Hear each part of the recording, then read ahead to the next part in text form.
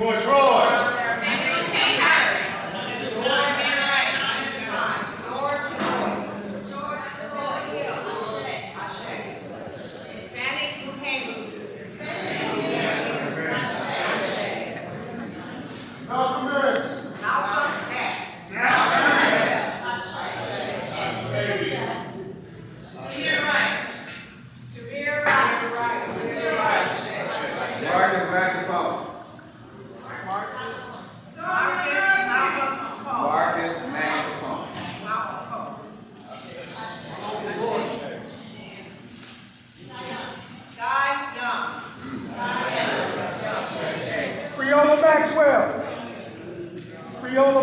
My great-great-grandmother born in Chapel Place. Maxwell. Creola Maxwell. Breonna Taylor. Breonna Taylor. Rosa Parks. Rosa Parks. Harriet Tubman.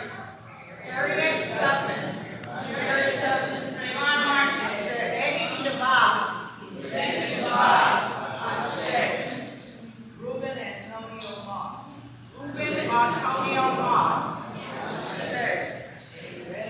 Mike Brown. Mike Brown.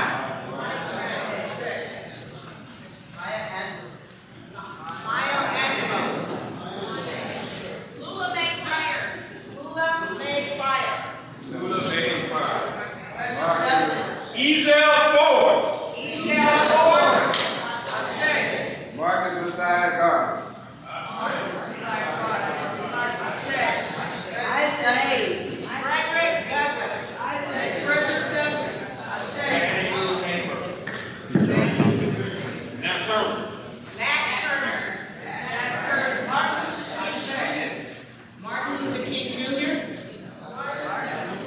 William Nesbitt, 14th Amendment.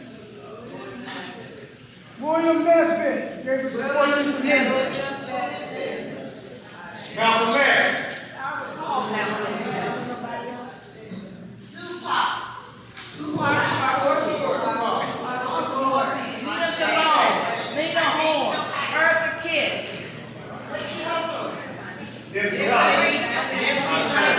Can you do me a favor and say one name at a time so I can hear that name and I'll repeat that name?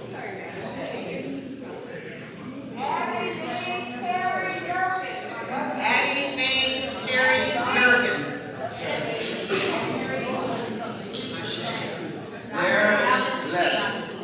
Darren Lesser.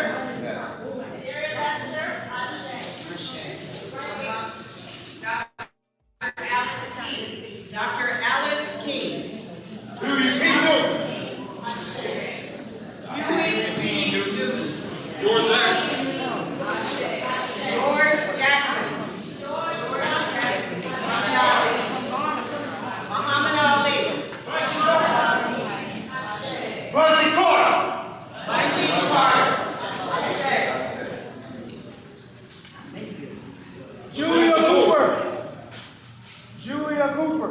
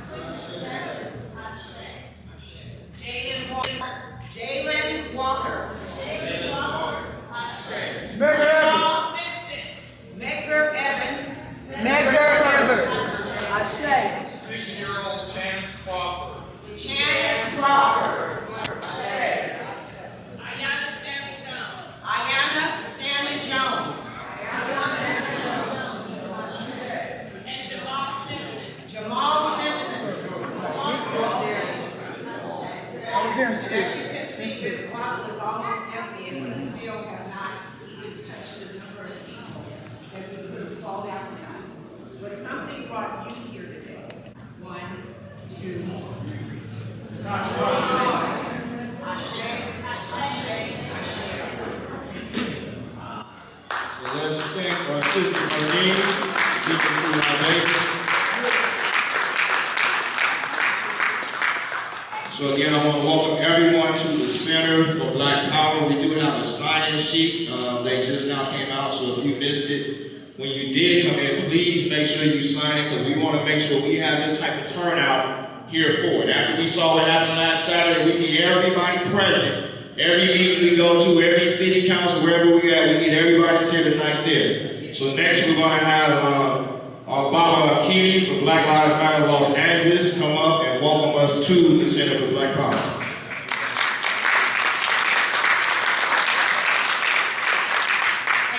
Thank you, Billy.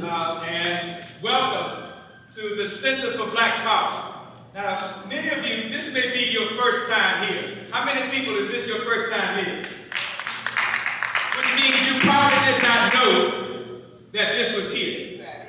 So now you know. But let me tell you how this came about. Let me tell you why we are here. And let me more importantly underscore for you who Black Lives Matter is.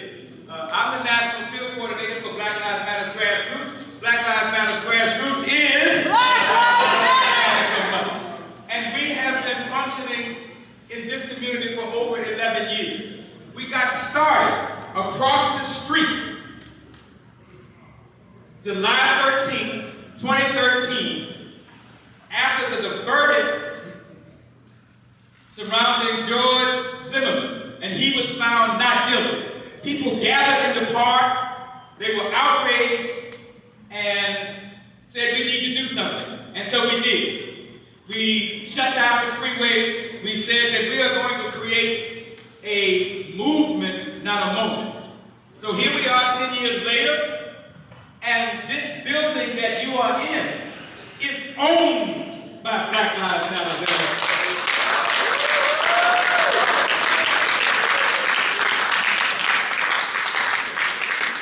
Within the last, really 9 years, because we've had this building now for over 2 years, the ironic and symmetry of this is that this building was owned, and there is a charter that it had, a covenant, and in that covenant it said that this building should not be sold to Jews or colors or blacks. Yes.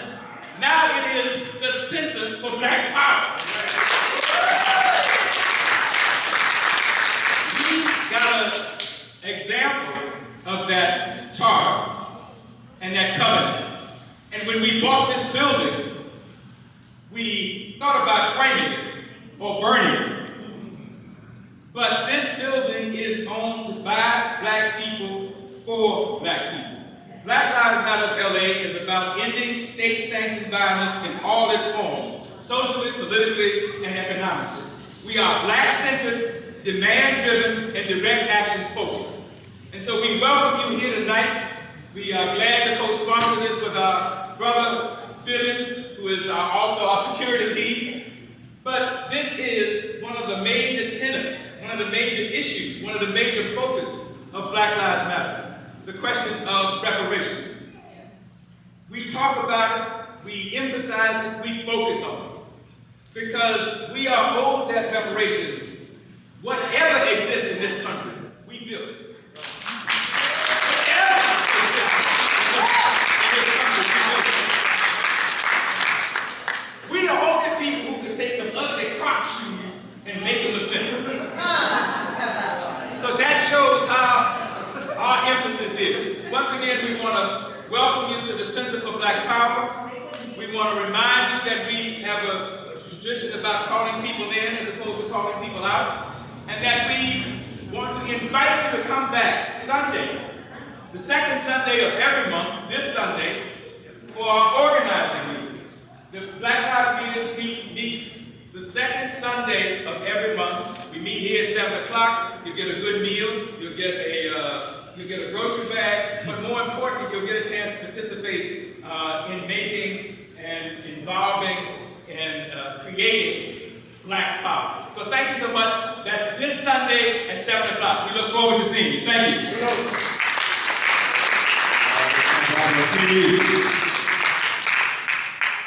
All right, so again, tonight we are here to look at what happened last Saturday up in Sacramento with the reparations, but also how we going to collectively move forward. But like I said, before we get to that, we have another issue right here in the village. A lot of us consider what we call this Africa Town. We consider Africa Town one of the last, not just Los Angeles, but one of the last black hubs in LA, in California, and even across the state. And we know right now we are heavily under attack with all of the development that is going on. This train came in, we lost a lot of businesses. Now we see from the 10 freeway down to Florence, if not further, there are a lot of developments going up, and we know very soon there will be other people moving over here with different wants, different needs. So about a month ago, actually it was June, just after Juneteenth, we lost one of our long-standing merchants over here, our brother C. Is anybody here familiar with our brother C? Right. So on Juneteenth, C was actually honored by the city for the work he's done over here for over 30 years. The alley right in front of his shop is now known as the Seeker Winfo Corridor. And about 3 weeks after his transition, the owners of his property, Marc, Practice, gave his daughter a 30-day notice to get out. So Seeker hadn't even gone a month yet, and they're now putting his daughter out, and we responded just like y'all did. So I want you some of what we're doing and what we need y'all to help us with. I'm going to invite our sister Kaya up so she can briefly share with us what has happened to this point. Come on, let's show Kaya some love, y'all.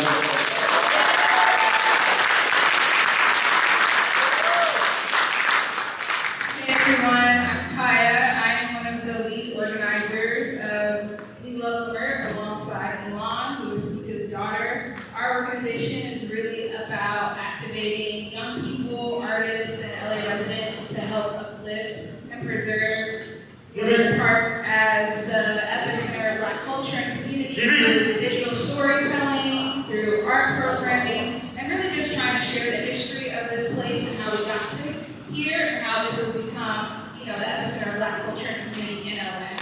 And so, Milan can't be here. She is working, she was able to get legal support, so she is working with her lawyers to try to enter into like a conversation with the folks who own art and practice. They've had some communication. She still hasn't been able to talk to them directly. That's really her primary role at the moment. She does want to stay here. She does want to stay on this block on Devon. Her career plan was to steward her father's legacy, and so she's committed to being here, committed to keeping the store open. And so she's really just trying to work with her legal team at the moment to try to negotiate with them. They've gotten some communication. She hasn't been able to speak to them directly. There isn't really too much that we can share just because we want to prioritize like her rights and make sure that we're not putting her in a position where, she will be forced to vacate, that we're working on things. If you want to stay tuned with us, please visit our website at BLMLA. We have a newsletter that we're going to be sending out, and then Elon is also working on putting together a website with an official statement around how people can support her. So she's going to essentially just be able to tell her story and really put out information and calls to action that best fit her and will allow her to continue to steward her father's legacy and make sure that this cultural institution stays with us. So it probably sounds like I said a whole bunch of not very much, but please just keep in touch with us. Follow Leimert on Instagram, and we are going to send out a newsletter, so sign up for our newsletter, and we're just going to communicate with you all as we can, given just her situation and the restrictions that she's under. But she's very committed to keeping the store open. She wants to be here. She doesn't want to leave, and so she is feeling really, really grateful for all of the support and outpouring of love that she got from the community. So tap in with us online, and please go support the store. They're open Thursday through Sunday, so please continue to show them love, continue to patronize the store, and go talk to her. She and her mom are there on those days, and they would be happy to see more love and support. So that's all I got for y'all. Thank you so much. You go with it. So, when we heard this, talked to her after her dad held that establishment down for over 30 years. We did not agree with that, and we decided independently we are not working for Milan, we are not working for We Love Leimert, but we, after the town, began a social media campaign, and they instantly began blocking people, shutting off comments.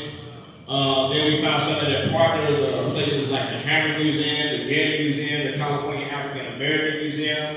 So we went to Westwood to the Hammer Museum, spoke to some people. They claim they're no longer working with art and practice.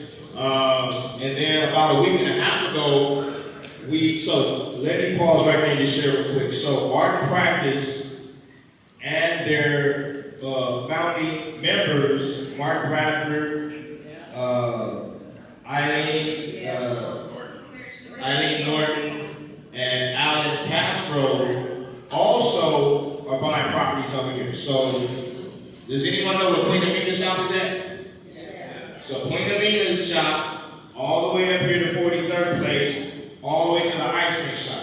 That's art practice and their partners. From Seeker's shop, all the way up to 43rd place to the Vision Theater. Not the Vision Theater, but all the properties leading to the Vision Theater, that's art practice and their partners. And then on Leimert, on the other side of Ben Caldwell property, they have, I believe, 2 properties over there. So basically, they right now have about 2/3 of the properties in the village.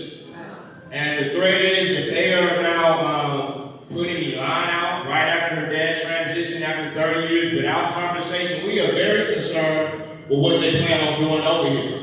Because again, we know if they bring in certain types of businesses, they're able to shut down the vending, the culture, and everything else we got going. So what we did about a week and a half ago, they have a development, and we went and shut the development down.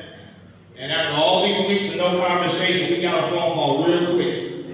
And they wanted to meet. They were claiming they were best friends with Milan, and they didn't know what we was talking about. So we went a few days. We were setting up a meeting. They finally backed out of that.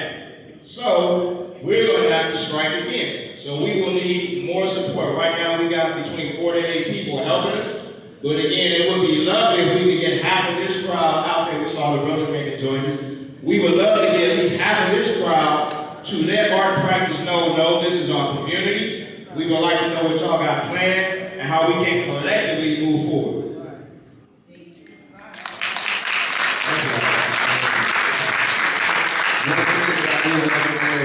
You know, Marc Bradford and company is on the same level as these 10 Negroes that decided to deny black folks their reparations. Okay, so I just want y'all to know that this is not a touchy-silly type of thing. Coach, who had that ice cream today? Y'all had that ice cream? What's that? Cook up. All Shield? Anybody enjoy All Shield? Well, they done bought that building, right? They done bought that building right there. It's called the Marc building. They done bought the Marc building. They're already talking about evicting people from that building. Okay, so we talked to some of the people who own businesses in that building right there, and yes, they do have plans to take that building as well. So I just want to make sure that people understood that Marc Bradford and company is in the same category as these 10 sellouts up there from the California legislative black caucus that we're here to talk about tonight. Thank you very much. All right, so now we would like to open up some time for any representatives from art practice. Would you like to come forward and speak? We got a community member want to say something? This is our brother Bun. There's a lot of work around here to community safe.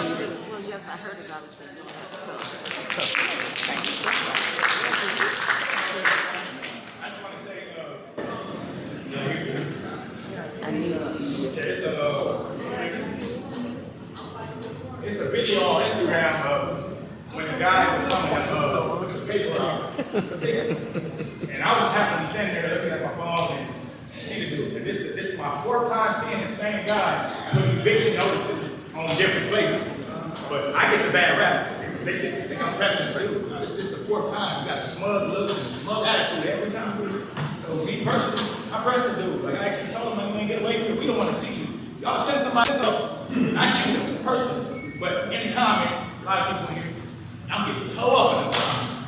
But co-signed with me when they tried to bring the police over here to have the kids clean the park up. They had 40 from the FBI, 40 from the sheriff, and 40 from the LAPD. He didn't know yet. I dove out there. So the moment he seen me, he got on the phone, it was him.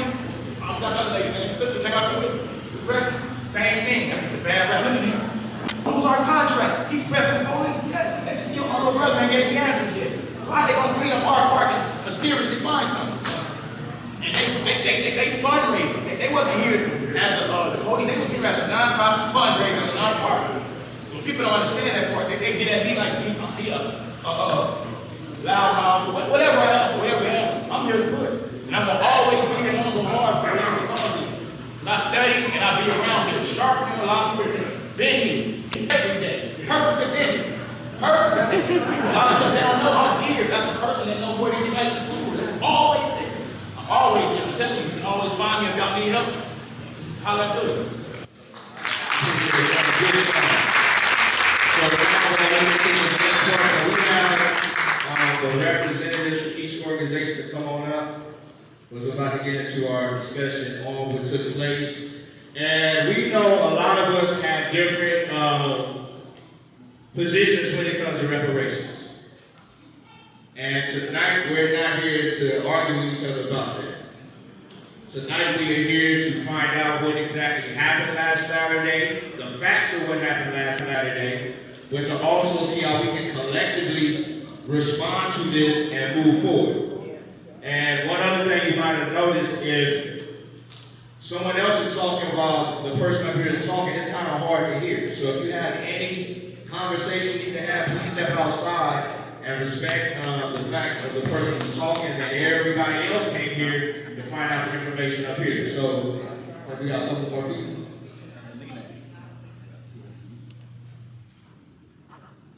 Capitol. My name is and I was the chairperson of the California Reparations Task Force.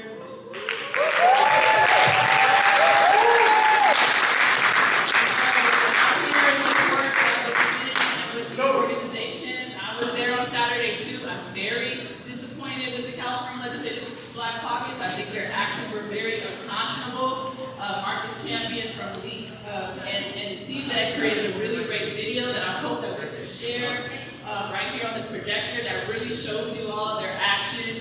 At the end of the day, Senator Bradford, who I serve on the California Reparations Task Force with, he's terming out this year. He served 14 years in the state legislature. He's running for lieutenant governor as well. He cried the last hearing of our task force. He said this is the most transformative political experience in his career. Right after the task force ended, he introduced two transformative reparations bills. A bill that would create a new state agency just for African Americans, just for descendant American slaves, so we can get education grants, business grants, all different types of grants. It's for it to be like a watchdog, so that our rights and privileges and immunities would no longer be a bridge, watching over other departments and other institutions to make sure that we were okay and safe. He also introduced SB 1331, which would create a new fund, a new account in the state treasury for descendants of American slaves to fund these reparations programs and policies.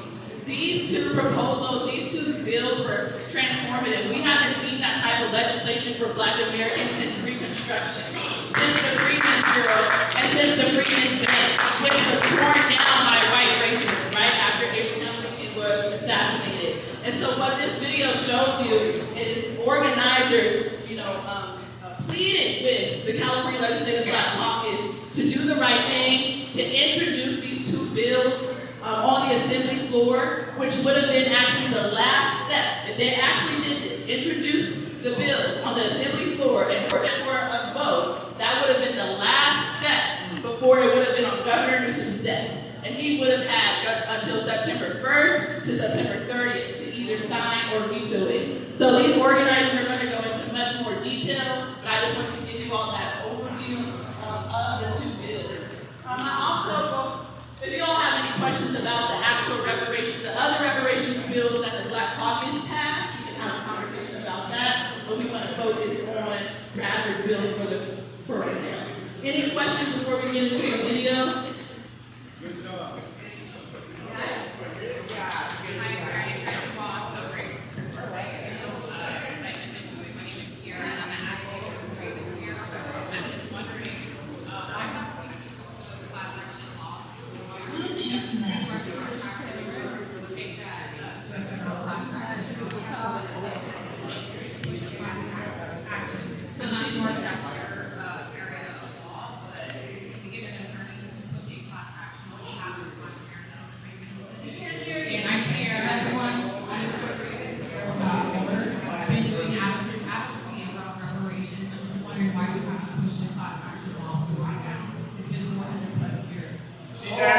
class action lawsuit for reparations? Yeah, I'll just answer that question because I was just waiting for the video to pull up. But yeah, we'll talk on the side. I think it's just a question or answer of strategy. I think people have been trying to push for reparations through the legislative branch, but not necessarily through litigation anymore. We saw folks trying to fight for reparations through litigation in the 90s and the 2000s. So now we kind of transitioned because, courts kind of started to take us down, or the courts started to say, oh, there's different procedural arguments like statute of limitations, So reparations got created and said, well, let's just go to our legislature to get the reparations bill that we want done. But I agree with you that we need to explore all different kinds of avenues. So let's just put that later on. Maybe say one more thing. I was like, we got to get started with behind.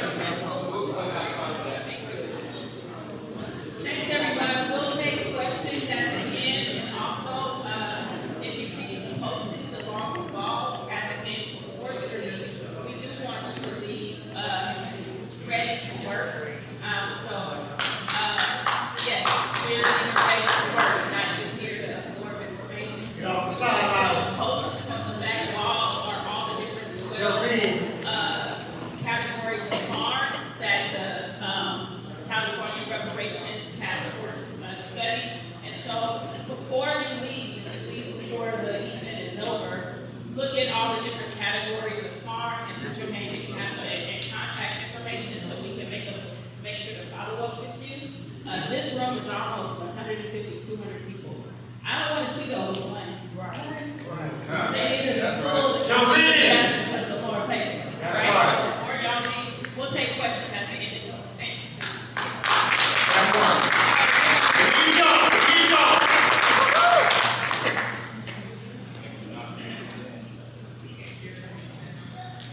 Get up off the sideline. Get If you're gonna do any interviews, let's step outside the door, because again, any excess conversation, they should have everybody to hear.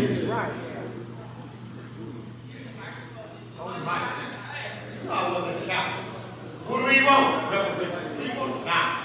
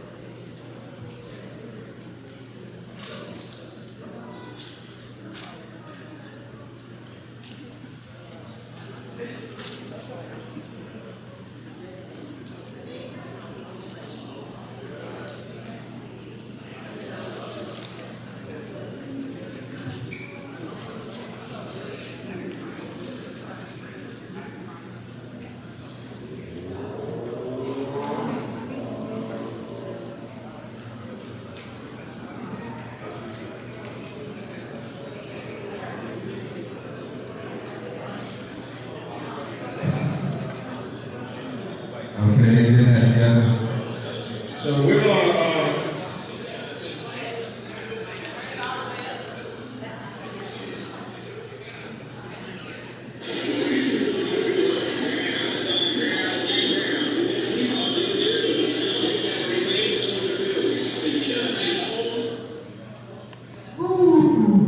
Man, I tell you, we got 10 members of the California Legislative Black Caucus that betrayed Black Mountain. How many other ways can we say? 10 members of the California Legislative Black Caucus betrayed Black Mountain. All right, go ahead. I'm going to repeat that.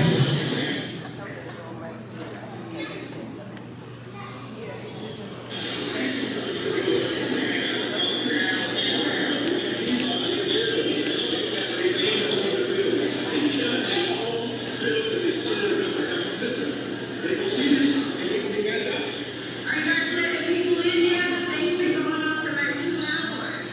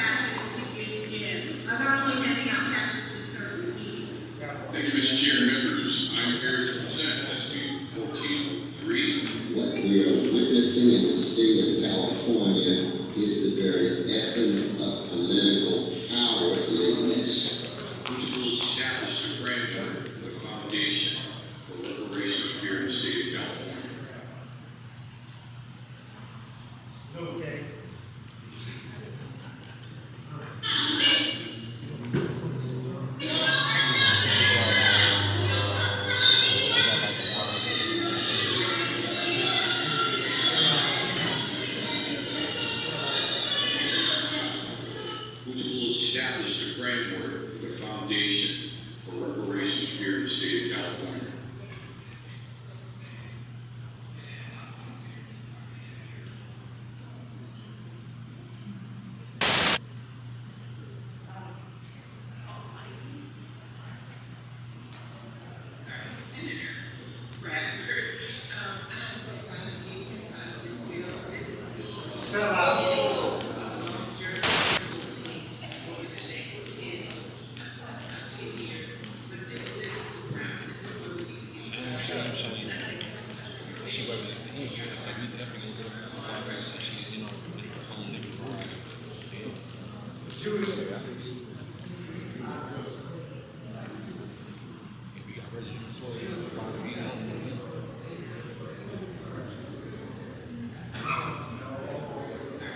Senator Bryant, would you like to add any comments?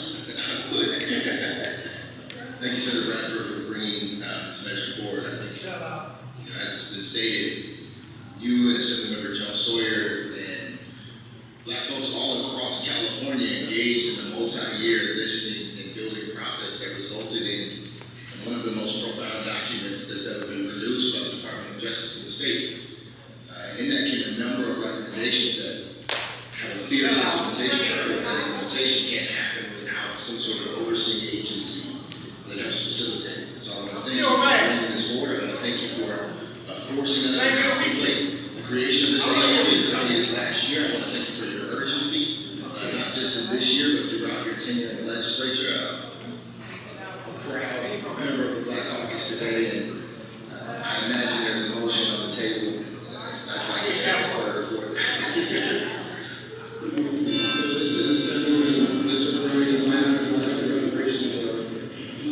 He's preventing him from speaking. And he's trying to block my access to Why are you so upset? You vote for any strategy. You put black folks in prison, so now you want to get rid of prison. What's wrong with the bill? I just want to have the obsession. Put the bill on the table. Bring the bill. Bring it up. Will you go for reparations? Bring it up. Let's go for reparations. Bring it up. Put it on the table. Bring it up. Bring it up. Bring it up.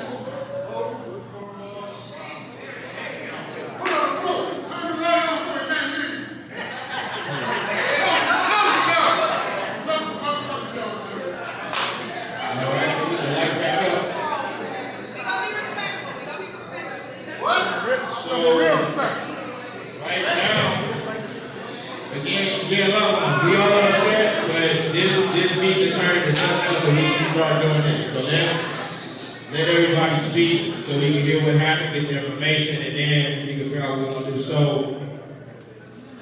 right now, we were about to introduce the different organizations that were there and that want to present tonight. But actually, we do have one member of the California Legislative Black Caucus that has shown up. And as I was saying about 10 minutes ago, that was the period for him to speak. So we're going to go ahead now and allow Assemblyman Bryant to come speak. Fuck you! Come on, son!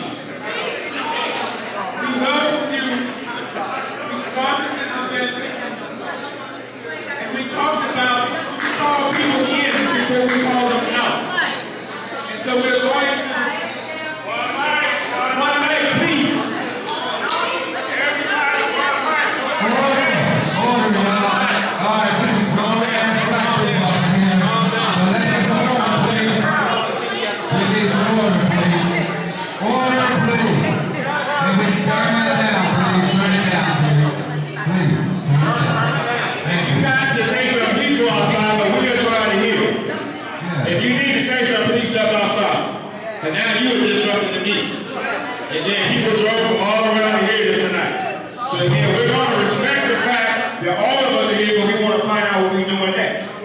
So again, the brother chose to come show up, face the community, so let's hear what he got to say.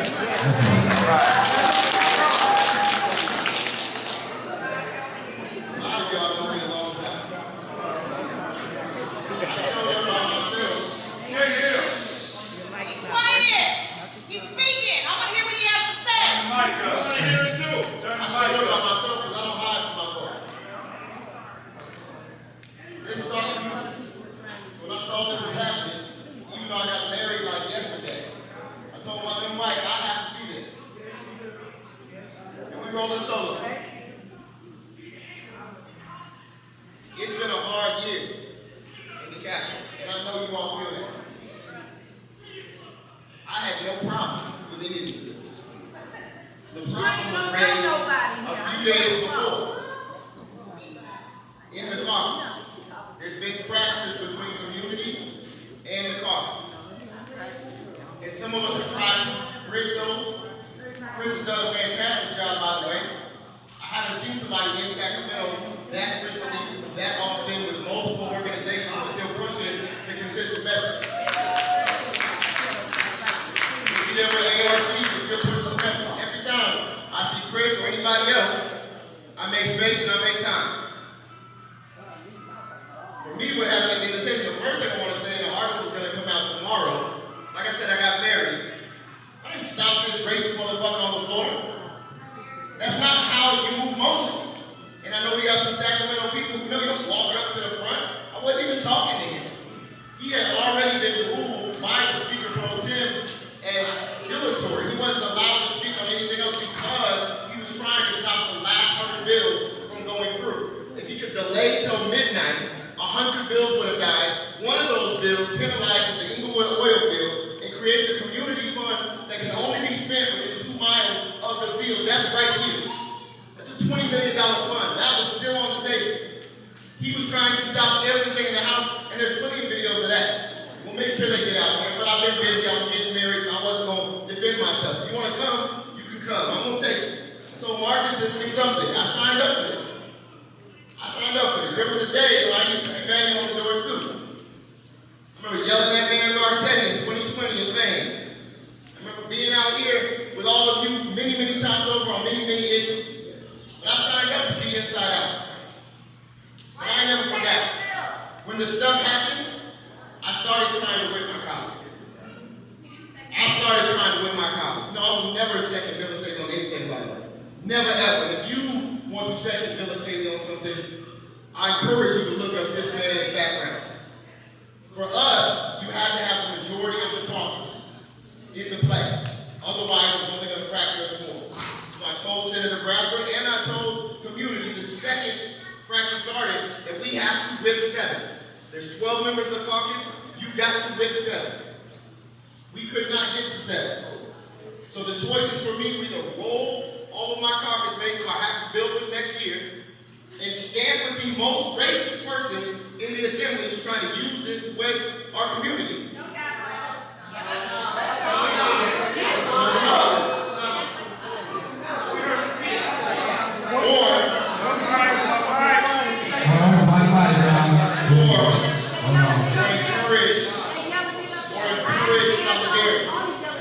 Encourage solidarity amongst my colleagues, encouraging growth and learning from my colleagues, and encourage solidarity with the community. Because we fractured from the start this year. And we can't come back next year fractured. Not the members of the caucus and not the caucus as an entity in the community. We've got to tighten it up.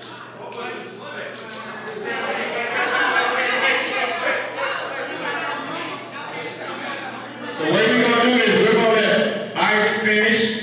Then we're going to have the individuals who are up there that more so witness what actually happened to maybe raise some questions with Isaac. Then we'll open it up for Camille. But again, shouting out and going back and forth, that's not going to work because we're not going to be able to hear everything. So we're going to let Isaac finish first. Then we're going to get to organizers who are up there. First of all, everybody who came up, whether we get along or not, whether you've been shooting the last few days or not, we are all needed in this work. And I'm glad you were there, and we need more people there next week. We need more people during more of the process, because the best thing that happens, even if it's at the caucus expense, is that California sees Black power. California has seen Black power for the first time in a long time. Sacramento doesn't respect Black folks the way the city of Los Angeles has. So thank you to the folks who did that trip. Thank you to the folks who made it their first time and you came up. We're going to keep doing this work. We have to keep doing this work. The last thing that I will say is the second there was a problem, I called my own emergency Zoom and said the same message. We have to with the caucus. We have to get 7 members. We have to get 7 members. I suggested Steve should apologize to folks. Whatever it takes to get 7, we have to get 7. So whoever's got a personal thing, I said, look, put it aside. We have to get 7. I tried to whip people with just, this ain't our problem, put it on the governor's desk anyway. I tried whatever I could. I could not get to 7. We could not get to 7. We don't know and that. I was, and I,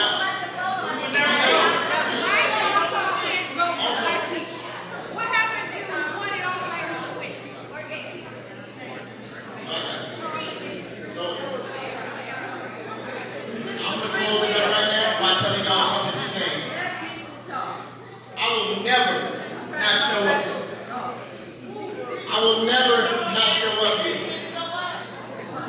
And the only reason I'm in any of the pictures is because I went to the gate.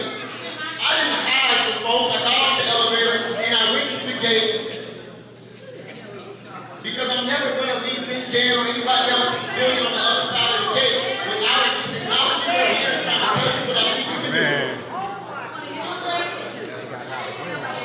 We've got a lot of work to do. We waited a long time for this. We've made major progress. We have a lot more we got to do.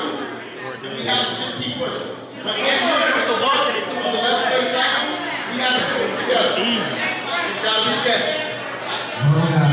All right, look, we got at least an hour left, so we ain't going to get to everybody's questions. So we're going to get you right to do everybody's questions. We're going to start with our brother Marcus, the CJEC, and again, we're going to let all the organizers up here, whether you want to respond to what Ira just said or share what you saw up there. Brother Marcus, the CJEC. Let them speak, please. Come on, y'all. Come on, please. So Quiet, please. I want to ask everybody a question real quick. So, is reparations the most important legislation for our people in the history? Yes! Okay, so I want everybody to realize something. Everybody heard Assemblymember Bryant just say that they asked Senator Bradford to apologize, right? So essentially, y'all just heard. So he asked him to apologize.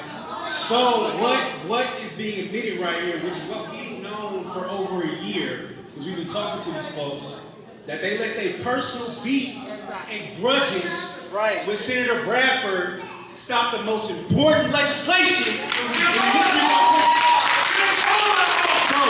I want to tell y'all something else. Because it's a whole lot that happened today. It's a whole lot that's happened across this past year. What y'all saw in that video was actually the second time that the assembly got up. So I'm gonna lay out the whole scenario for y'all. So what Assemblymember Bryant just said is that he was trying to whip the caucus to bring the votes.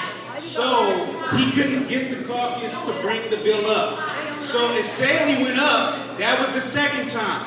The first time he went up, he made a motion for AB 1331 to be heard.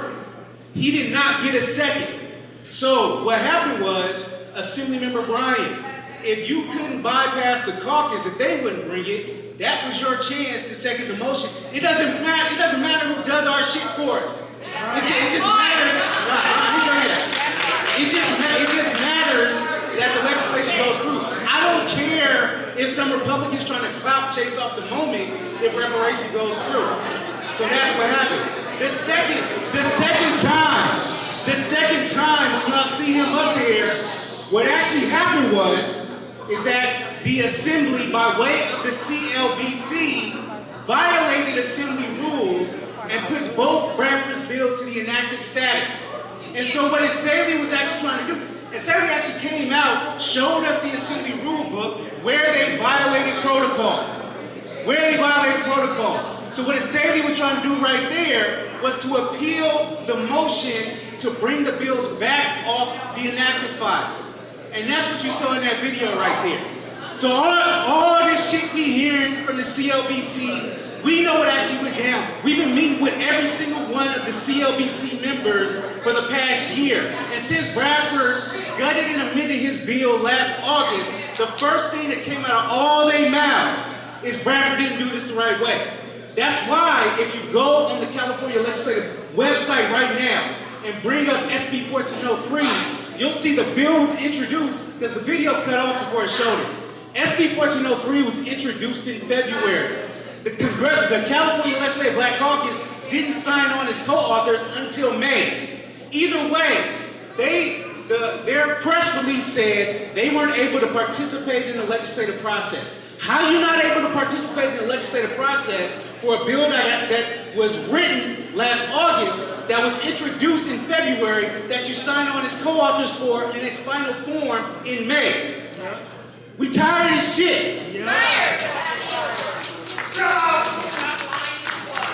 everybody, my name is Tiffany Quarles. I'm with the Lineage Equity and Advancement Project. I'm a native of South LA. This is my community. I got involved with this 5 years ago because I love Black Americans. I love my community. I've seen the suffering. Go outside. Our people are on the streets. Go to Skid Row. I don't care if you had a beef with Bradford. Right. Black people in LA and California are suffering. And they couldn't even think about us to do this, the right thing. Like, how many times have we been told that reparations are impossible? How many times we've heard it's never going to happen? Well, we got to the first yard line, and it wasn't white people, it wasn't Latinos, it wasn't Asians, it was our own people who did this to us. I don't want to hear any excuses about what Bradford did or didn't. You should have represented your constituents. That's right. The reality is, as Black Californians, we don't have anyone representing us right now. Just because somebody's Black, we have nobody in Sacramento, not in the Assembly, not in the Senate, representing our interests. And that showed clearly, even though we knew it all along, we had it down 4K. And they can't even, apologize to us and tell us that they would try better next year. I don't care if Governor Newsom threatened to veto the bill. Your job is to get the bills on the desk, and we will deal with Newsom when it's time. And now look, the whole nation has been watching. I went to the UN in Geneva in April, and people in Africa, people in the Caribbean are watching us. We were giving people hope. Black people need hope. And I just can't even believe that, our own people sold us out. I feel like this is one of the biggest betrayals we have faced as a people.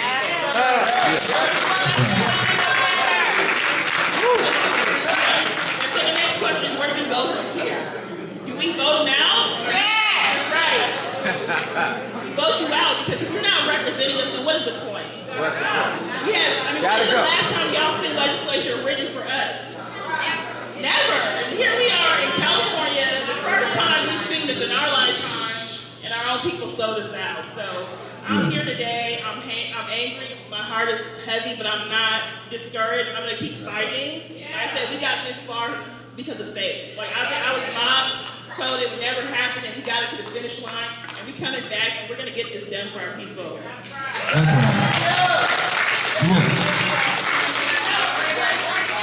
What Tiffany and Marcus said. I am Friday Jones. My name is Constance Jones Muhammad. I wear a lot of hats. I'm the president of the National Assembly of American Slavery Descendants. I'm the vice chair of the Los Angeles Reparations Advisory Commission. I am one of the founding members of the Coalition for a Just and Equitable California. And what I will say for me, and I've learned to not put my heart on my sleeve. So my heart is in good health and I'm ready to go. Chair Lori Wilson came out. You and Chair Wilson are the only two CLBC members who came out. And what she said was, we will work on this next year. This happens to bills all the time. She reduced two of the most historic bills in our nation since 1865 and the ending of the Civil War, and she made it the equivalent of, are we going to pave the 118 going to Bakersfield or something random that does not have historical context and significance. She played it short, and for that, it's unforgivable. She's got to go. And she's in Northern Cali, but you represent us here. You are my assembly member. Senator Lola Smallwood-Cuevas is my senator. And from the rumblings that we heard, it seems to me that the decision was made prior to Saturday. There was conversations being had about funding going to a fund. I'm not going to name any names, but she is behind it. And the fact that it would be conceptually okay for Black organizations to essentially eat for the next year when they have stopped this reparations movement on a national scale is an abomination. And like Tiffany said, it is not anyone else, it is our own people. And we deserve better representation than that. And so look, we've been doing a unity thing on the national tour. The reparations movement itself has different ideologies. However, the people that have been in this the longest are my parents' age, my mother's age, my father's age. They grew up in segregation. I give them grace because they came up in. I'm Black and I'm proud. I understand their dedication to all Black people. But like Tiffany said, we, the two opposing all Black people, the lineage reparationists, we're all in Switzerland. And the reality is, around the world, people are looking at us. Yes. It is not just the United States and municipalities like the city of Los Angeles trying to figure out now what I'm going to do as a commissioner. It is people in foreign countries where they don't dominate. In South American countries where they don't dominate, and they're flipping through the recommendations that came from that California task force, and now what are they supposed to do? You all have to, again, reduce that bill as if we're trying to see how many bottle caps are we doing plastic bags this year. It's not that kind of bill, and y'all missed like a paramount moment in time where all of the universe lined up to make it happen, and there's no guarantee we're gonna have it again. So that's what I have to say on the issue. You can follow NAASD.org. And sign up for our newsletter because we are unifying and we're growing for the national movement. We have our organizations here that are doing the local work, and you gotta tap in. And like Jan said, if y'all leaving, fill out them pages hanging on the back wall. Thank you so much.